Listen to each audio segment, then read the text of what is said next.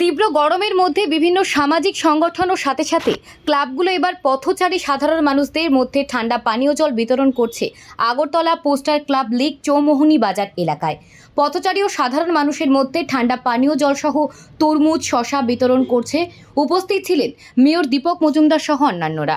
Bureau report, Tripura news 8। সারা রাজ্যে সঙ্গে আগরতলা শহরে তীব্র দাবদাহে মানুষ অস্থির, কিন্তু প্রয়োজনে মানুষ ঘর থেকে বেরিয়েছেন বিভিন্ন কারণে সহ সাধারণ জনগণ।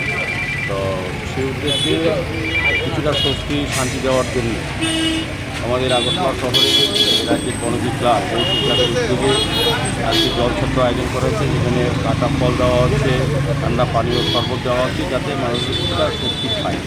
আমি পোস্টার ক্লাবের এই শুভ উদ্যোগকে সাধুবাদ জানাই।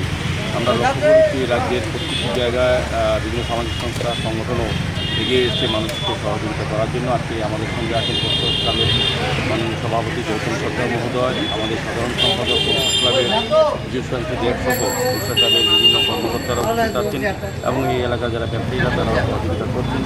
আমি আশা করব এই ধরনের কর্মসূচি যতদিন পর্যন্ত বৃষ্টির আবহাওয়া পরিবর্তন না হয়, সমস্ত সামাজিক সংস্থা ক্লাব আগরতলা শহরে বিভিন্ন পর্যায়ে তারা মানুষকে সহযোগিতা করবেন।